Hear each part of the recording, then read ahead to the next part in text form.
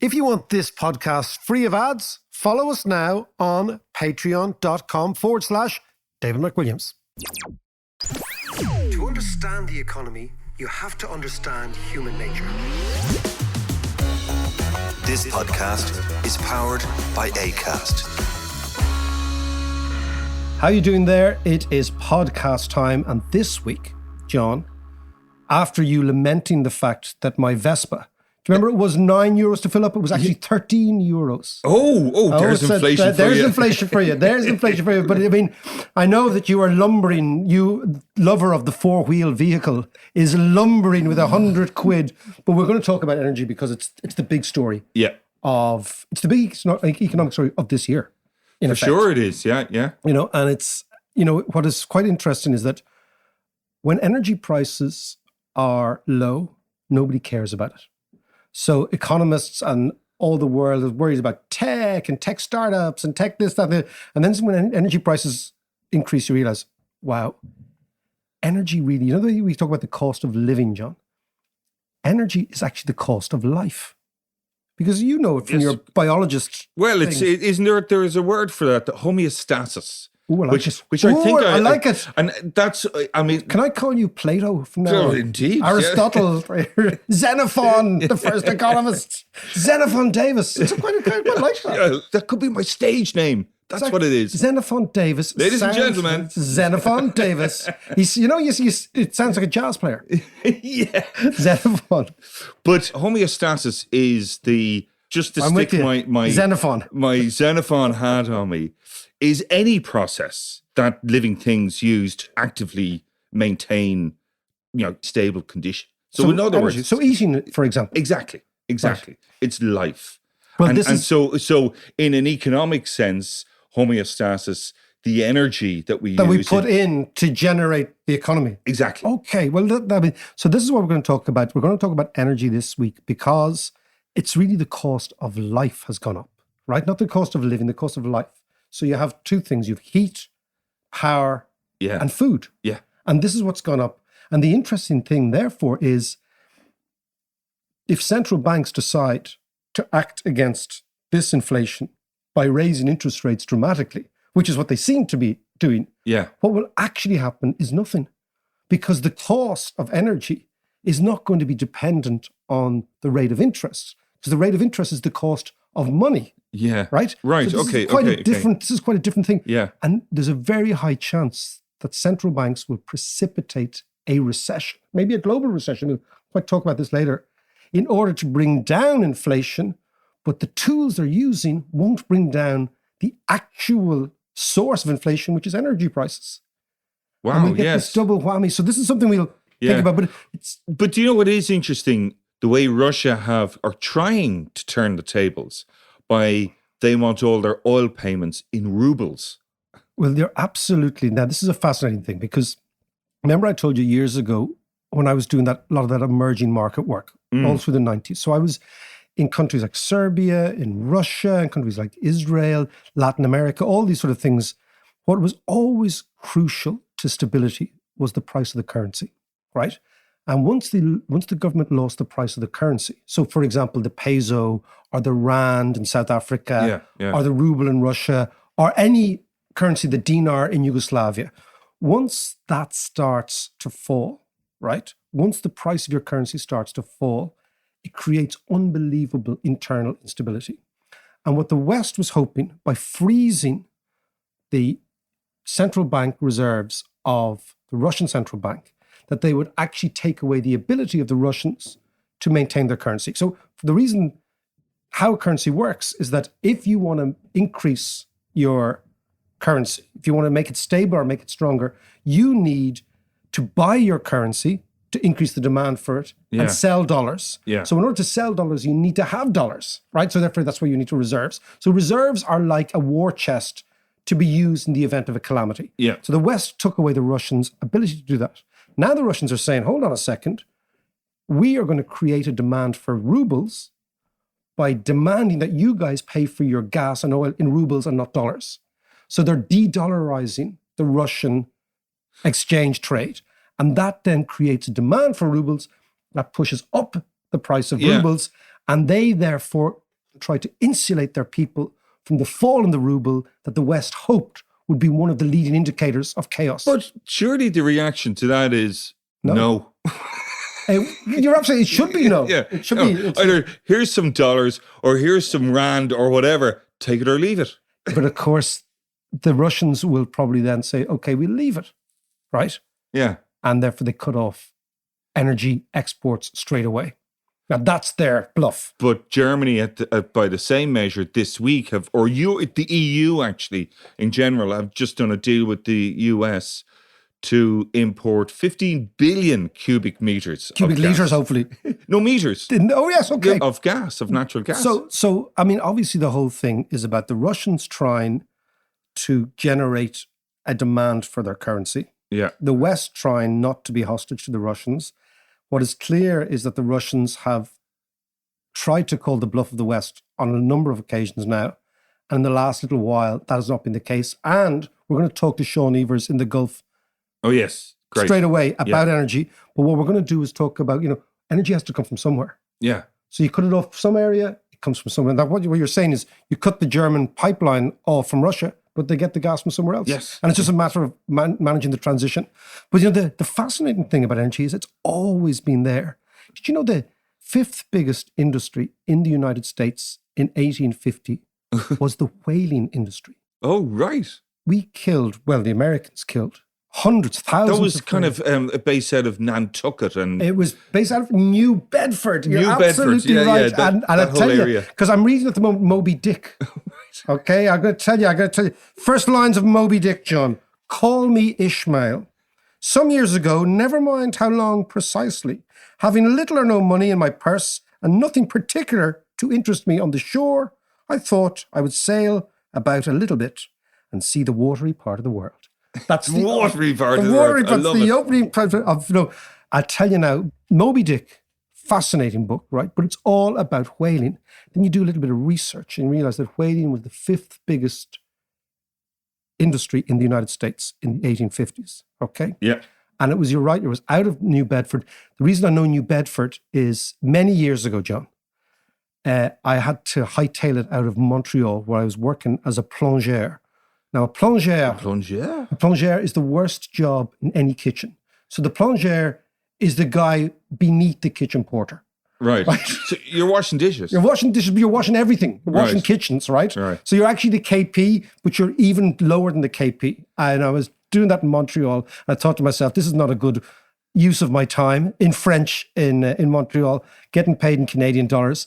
And there were fellas that I knew down in Hyannis in Cape Cod. Yes. So for the last month, I decided I was going to go to Cape Cod, and I got the bus from Montreal to Boston, and I got the bus then from Boston to Cape Cod, past New Bedford, and I was a gardener, John. Did I ever tell you I was a gardener? That just does not fit, Macker. That does not fit. I was a gardener in Hyannis. I got a job as a gardener, and I got fired the second day. Of course you did. I know. Do you know what happened was, for what in particular? So this time. I was really excited because I was the gardener and I was given one of those motorized lawnmowers that you sat up on, right? Yeah. And of course, everyone got really stoned. Right, yeah. So you got up in the morning. Yeah, you're a gardener, right? You get up in the morning, have a cup of coffee, a massive split, and you get on the wake and bake. Yeah, exactly. And you'd be grand, like 18 or something like this, right? But of course, the problem was that we were doing these huge big lawns in Hyannis, like wasn't the Kennedys, but those types of people, right? So these massive lawns that would go down to the sea, right? And I hadn't really twigged because we'd only these tiny little gardens in Monkstown, right? So the second day I saw a grass snake, right? Right. And I thought it'd be great crack to chase the grass snake around the place in the lawnmower, right? Right. Okay, because I was a little bit, let's just say that the senses weren't great. So I was weaving around after the grass snake in my own little world, looking at the Atlantic, snake be down, and all I hear is this roar. And of course, I hadn't realized I'd been doing it for about an hour. And you know the way football pitches, when you actually do them properly. Oh yeah, they're in lines. They're in lines. Yeah. And there's these bright fucking squiggles all around the place. And you're one, and I'm off my head. You're one says, gives you the red card. And of course we'd know visas or anything. You couldn't come back and say, well, my employment rights are. So I was turfed out for being a little bit stoned and looking for grass snakes. Just being a craft gardener. Being a craft gardener. But that's New Bedford. Anyway, that's where Moby Dick was, right? Right. And the whole story about Moby Dick is, it's amazing. It's got racism, it's got colonialism, it's got end of religion, it's got every single theme you could possibly have in a book is in Moby Dick. Now, obviously, the main part of the story is Ahab, who's the boss man of the whaling ship, is going after Moby Dick because he's obsessed by Moby Dick, because he claims that Moby Dick, the whale, bit his leg off. Yeah. He might have bit something else off as well. Right. And he's really evil, right? And the whole guy, Ishmael is the first guy. But there's all sorts of things. There's paganism in it. There are Polynesian harpooners. It's an extraordinary book. But again, what it's all about is this whaling industry. And of course, what happened in the whaling industry was that they used the oil from sperm whales to lubricate, to light everything, but also to lubricate all the machines of the Industrial Revolution. And eventually, the Americans had 460, the biggest whaling fleet, with 460 ships in the 1860s and 1870s. By the 1880s, they had 6. It had completely collapsed the industry. Why? Because they found oil. Proper oil elsewhere. So it's interesting that energy has always been part of the sort of background noise. In the context of whaling and Moby Dick, Herman Melville wrote about this American classic. But what it shows you is that the economy has always been linked to energy. And right now we have exactly the same thing. Our economy is linked to energy. And if you look at the history of economics, the history of economics is all about the history of energy. Yeah. Right? Yeah. From the very first grain stores in Sumeria in 5000 BCs to Russia today. So I tell you what we're going to do is we're going to leave Moby Dick and New Bedford, if you don't, and Hyannis. Anyway, let's go to the Gulf. Let's talk to Sean Evers and let's talk energy. Now, I'm delighted to have a very, very old friend on the line from the Gulf, from Dubai. Sean Evers and I have known each other almost as long as John and I have known each other, since we were 12 years old, our first day in secondary school. Sean, how are you? It's great to see you. I'm good. All good. Tell me, we've got a very, very small task today, which is the history and politics of oil, the last 100 years start now. Now, the reason I want to talk about the politics of energy. You've been running Gulf intelligence in the Gulf for the last 15 years. You're deeply involved in the energy sector in general. Give me a sense of power and energy, that sort of link between the oil industry. We're seeing it now with Putin, but this is just the latest incarnation of oil as power, energy as power. Give me a sense of that link over the course of the last, let's say, 50 or 60 odd years. Well, I think there's obviously a lot of strings potentially to that bow, but I think we are in a moment where history and present are colliding, right? In terms of the drama and the war in Ukraine, in the sense that Europe is facing, when you think of the timing of Putin's moment, if you like, energy and the associated macroeconomic trends of inflation are very much in his timing, because you've got everything already elevated at very high prices, and you've got this extra layer of chunky inflation to come, and it's going to kick us all in the rear and probably in the front as well. And that is the timing of this moment. And in that moment, there's the effort by Germany in particular, but the rest of Europe, to see how they can reconfigure their energy supply. And then when you look in the mirror of that, you're looking straight down the barrel of history, because how did you get into this position in the first place? Let's explore that. In the context of Europe. And, Germany is the Achilles heel here, ultimately. And you'd have to say, in all of their wisdom and all of their amazing performance as one of the world's top 3 exporters and the manufacturers of the most amazing kit, and have been, since the Second World War, phenomenal economic growth and all of those things, they have had a major blind spot on energy. And I think to a great extent on Russia. Merkel, ultimately, her legacy may be that she gave Vladimir Putin cover for so long as a statesman, which is maybe a whole nother subject. But ultimately, Germany is very vulnerable. And the immediate legacy of that, you might point to 10 years ago when they turned off all the nuclear power plants after Fukushima. And they had 17 power plants in 2011. They now have 3. They had 6 at the end of 2021.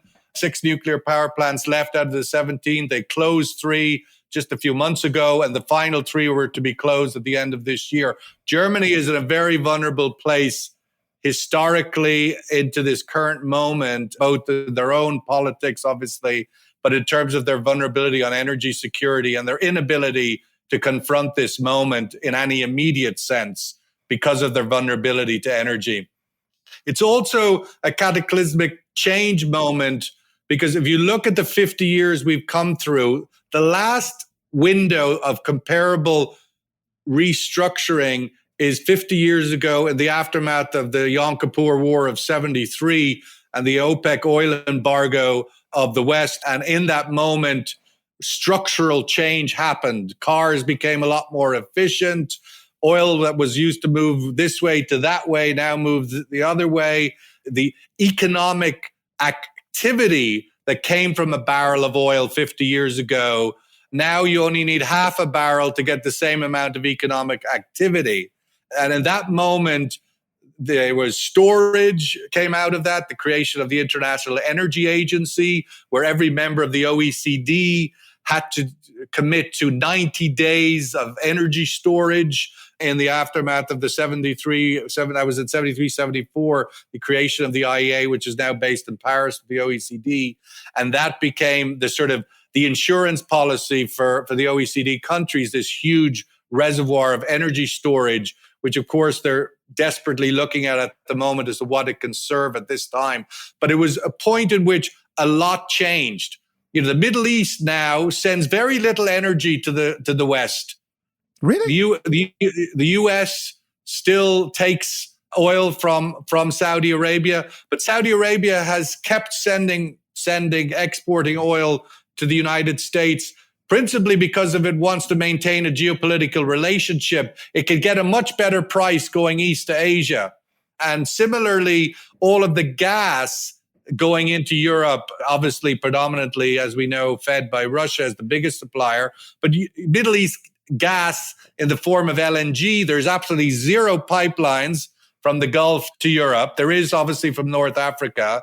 So all of this aftermath of 73, the 74 oil embargo restructured the map of energy flow. What was, coming out of a period, in the 60s and the 70s when the Middle East nationalized all of its natural resources. Prior to that, of course, the colonial period had given all of that energy was held in the hands of the Western powers, the majors. So Aramco, that's an acronym for what was the American Arabian Oil Company.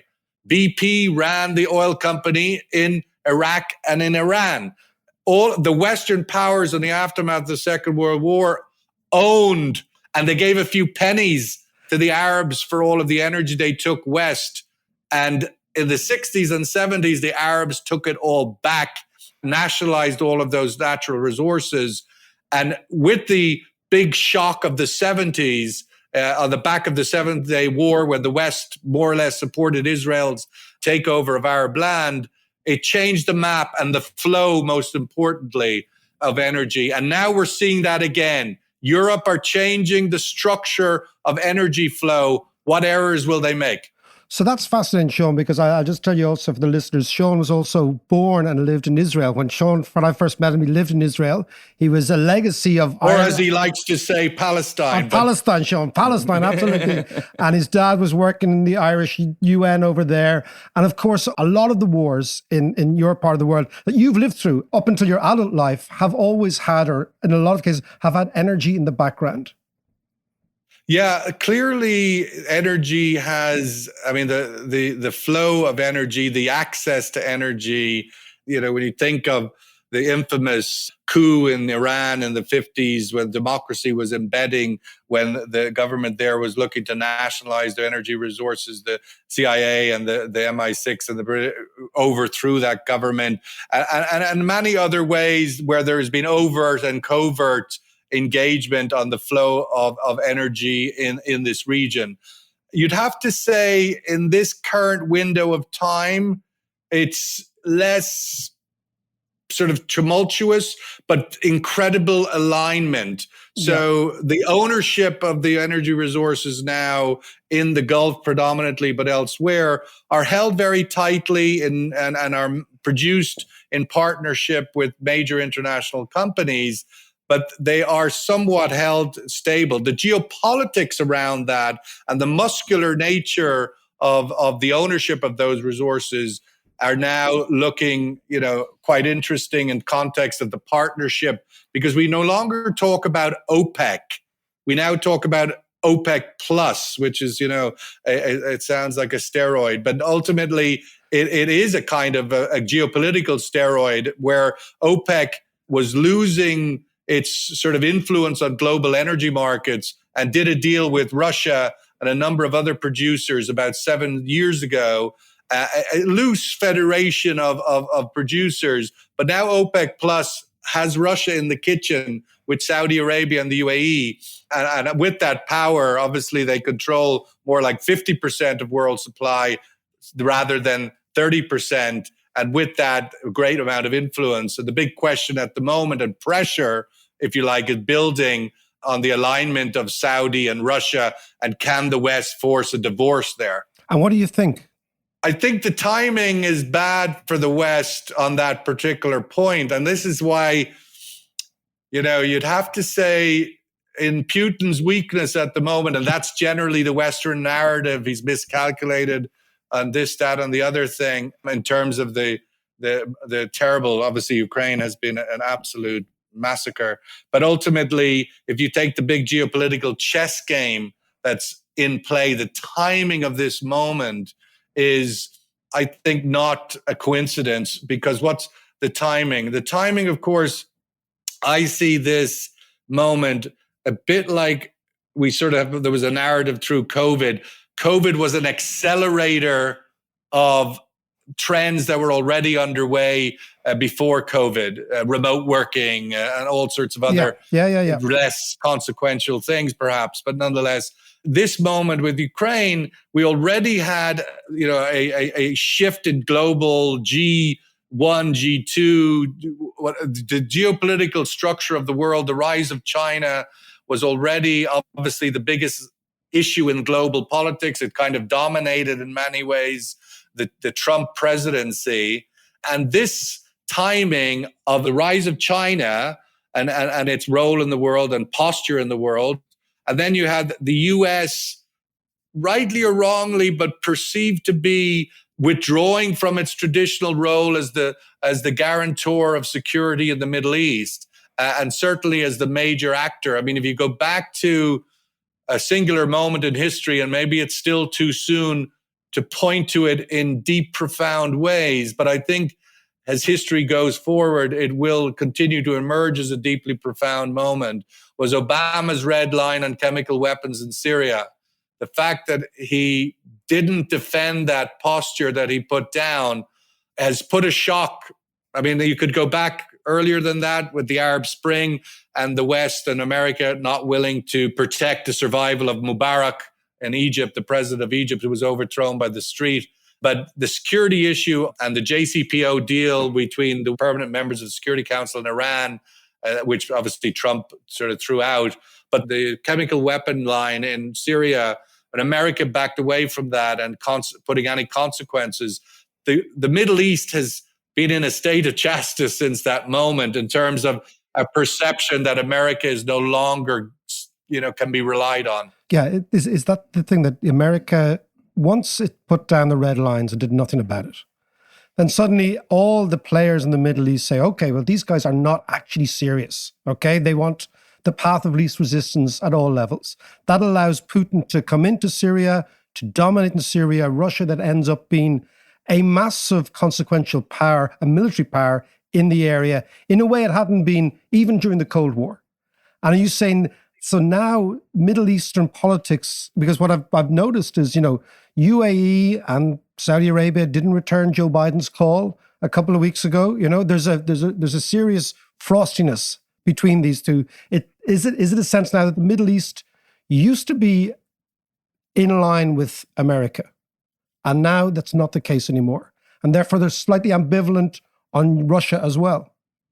Well, it's certainly, I wouldn't put it yet into the bucket of it's not there anymore. I mean, I look out my window and I still see the US Armada, and I'll be able to go for a beer later because there is a very large dome of security protection in the Gulf that's still provided by the US taxpayer. And thank you very much for that. But the uncertain outlook, the chess game of what's playing out now in the region, where the future of China's rising, Iran perhaps coming back to some posture of presence, although this deal in Vienna is, again, not to use more Irish theatre parlance, but a bit waiting for Godot-like, in the sense that it seems to be continuously 2 yards away from completion. But ultimately, these are changing the dynamic of the region.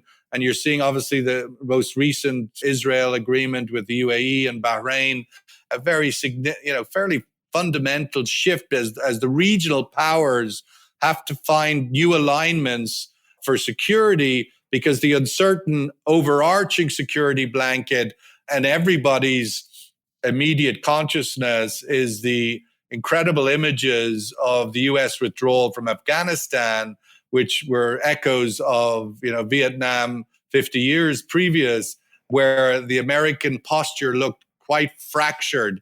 And so all of that makes everybody here very nervous about where will the future go. And it gives them a little bit of bravado, as you say, about not returning Biden's calls. It's a bit like the jilted girlfriend, if you like, needing attention. There's ultimately, in our case, it was usually the jilted boyfriend, but that's our boyfriend, yeah. There's many threads to that, and one very immediate one, of course, is the ongoing tragedy in Yemen, which the Houthi, which are generally perceived to be supported by the Iranians, are lobbing missiles into Saudi Arabia, and only yesterday, hit a fairly significant oil storage facility right close to actually where the Formula One race will be this weekend. They are lobbing missiles across the Arabian Peninsula on regular occasion now. And the UAE and Saudi are very, very cross that the US is not intervening and providing them with much greater security. And they also have the Houthis. Biden took the Houthis off of the US terrorist definition list, which has the Saudis and other actors in the region really annoyed. And they want them back on that naughty boy list, and they want them dealt with. And in the midst of all of this, you have the Iran talks and the P5 of the Security Council willing to concede a lot to Iran in order to get this deal back up and running. One of them, again, on this sort of granular level of power politics, redefining at the moment, the Iran Revolutionary Guard are also on the terrorist list as defined by the US government. And part of the deal, apparently delaying this final sort of last 2 yards of the Iran deal in Vienna, is the fact that they want the Iran Revolutionary Guard taken off that list. And Washington seems to be willing to do so. And it has this region, the Saudis in particular, and the Israelis, it would have to be said, fairly cross. So there's a lot of, when you think of these moments in history, you have your 10,000-foot issues of global politics and China rising and America withdrawing and energy flowing. The irony of all of this is that the U.S. taxpayer not only paying for my security when I go out for my beer tonight, but also paying for the security of 20 million barrels of oil leaving the Gulf every day to go to Asia. And will that continue? Can that continue? And then you go down to 5,000 foot and down to sort of ground level. Sean, you mentioned earlier there about the Saudis who get a better price for oil if they look to the east, to China. So with that, tension between Saudi and America now, and the Saudis getting annoyed at America for not supporting in Yemen and all that kind of stuff, could they use that as a bargaining chip the fact that they could switch their focus to the East and subsequently earn more money? Well, they are ultimately, I mean, the great challenge of this moment is that oil is very fungible and gas is increasingly so. And that means, no matter which way you direct it, if you push it to the right, then, and block it to the right, it's going to go to the left. It's like water going down a hill. It's going to get down that hill. If Europe blocks Russia, oil and gas exports, they're going to end up somewhere. They're not going to just stay in the ground. Yeah. But ultimately, the relationship between Saudi Arabia and China, that's the big sort of power play, if you like. And the oil, I mean, Saudi Arabia is currently much more concerned today about being the biggest oil supplier to China rather than to America, even though, of course, they still sell oil into America. But every month there is a data list published of who are the biggest oil suppliers into China and into everywhere in the world, obviously. But the China one is a big one in terms of what it means geopolitically. And Saudi always likes to be on the top of that list. Occasionally Russia pips them, but they are very big suppliers to China. And that relationship, and the Chinese, another thing to sort of add salt to the wounds of this moment, the president of China and the Chinese are pushing heavily for a major state visit to Riyadh in the coming weeks after Ramadan, in which, the red carpet will be rolled out like they did for Trump a few years ago, which in of itself could be some really powerful symbolism. And Biden and the Democrats clearly are on the spectrum of relationships with Saudi Arabia. Biden is particularly persona non grata, the same way that the current leadership of Saudi Arabia is kind of persona non grata to Washington. But the relationship at the moment is certainly in a bad place, but it's still one of those, forced marriages that is compelled to stay together. John, just before you go, the price of the petrol pumps here is going up and up. What do you think, from everything you're seeing on the demand side and the supply side and these geopolitical problems diverting supplies away from Russia, where are oil prices and energy prices going in the near term, next couple of months, for example? Well, I think you'd have to say in the first answer to that, which is, isn't it amazing how low oil prices are at the moment? You've got Russia, one of the world's biggest oil exporters, in a major war and under major sanction, and whether by design or default, a large volume of its oil will struggle to get to the markets. You've got this ongoing war in Yemen lobbing missiles into the other biggest oil exporter in the world, Saudi Arabia, and oil prices are only $120 a barrel. And if you consider what $120 is today, and we know when we used to wait tables and do all of the nasty work in America when we were kids in college trying to earn $100, it was $100 used to be worth something. But when we had $100 oil, $100+ oil from 2010 to 2014, it was certainly more impactful then. But $120 now is not ultimately as consequential as it was, but it's obviously consequential.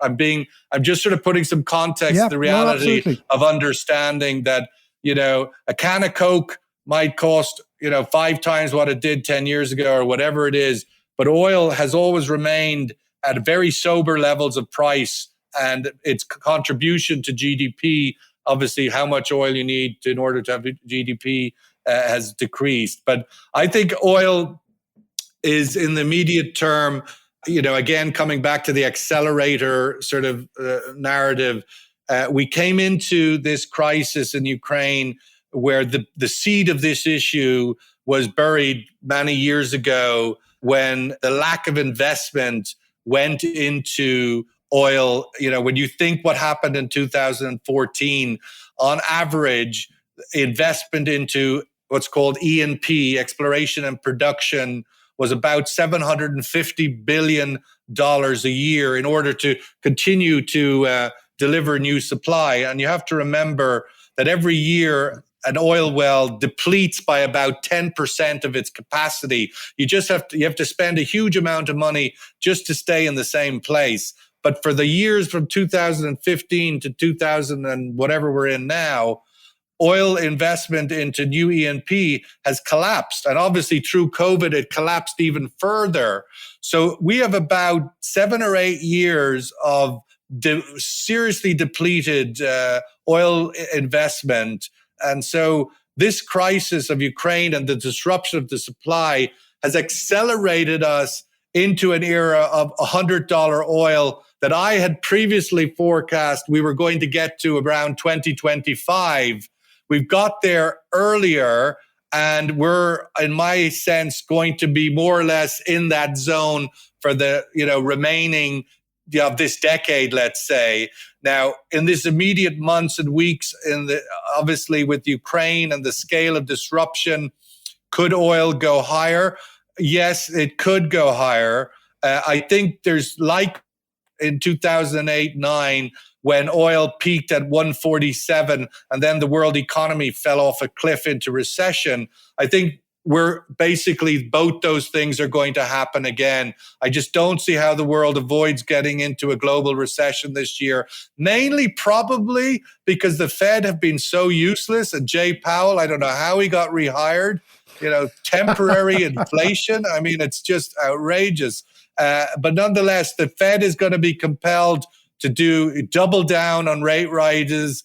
We're going to have to shove, the U.S. economy into a shock therapy on inflation because it's just out of control. And that's most likely going to be the trigger into global recession that will stop this rise in oil price rather than the oil price itself, because oil as a percentage of GDP growth and GDP activity, while burdensome, obviously, is not as consequential in this moment as Fed rates. But prices could squeeze higher. Obviously, in the first days of the war, we popped up to over 130 on Brent. There's no reason why we won't get back there and possibly even higher before the global recession really kicks in at the end of the year. Well, Sean, I hope to see you in Roundstone before all that happens. Sean Evers, great to talk to you. I'll see you early June. All right, mate. Take care, Sean. Bye. Thanks, Sean. So, Mark, according to Sean there, we're headed for a global recession by the end of the year. Well, what he said is that what is true, that there has never been, or not in the last 50 years, a global recession that hasn't been the result of or coincident with a spike in energy prices. Yeah. Right? Because always what happens is energy prices spike up. Central banks decide that they're going to bear down on inflation by increasing interest rates. And what they tend to try and do is to try and take the demand out of the economy. But the problem here is quite different, right? Here you have a situation where inflation is immediately the result of energy prices rising. Now, if you increase interest rates in order to bring down inflation, what you're increasing is the price of money. But we're talking about the price of energy. So I think the chances of the central banks making a mistake are very, very high. I.e., they react to inflation by raising interest rates, which will have nothing to do with the price of energy and won't affect the price of energy at all, only through the very long-term idea, which is the recession brings down the demand for energy and you deflate through a recession. Now, that could be what we're facing. While I have you there, listen, I just want to say thank you so much to all our Patreons who really supported myself and John throughout the last nearly 3 years, man. 3 years, wow. Oh, it's a long time. I thought it only started last week. It's such a good crack, though, isn't it? It is. It's like having the dream gig, Thank you very, very much. And if you do want to support us on Patreon, it's patreon.com/David McWilliams. You get ad-free, you get courses, you get chats, you can ask me questions, all sorts of stuff, and you really become part of the gang. So that's patreon.com/David McWilliams. And again, thank you very much.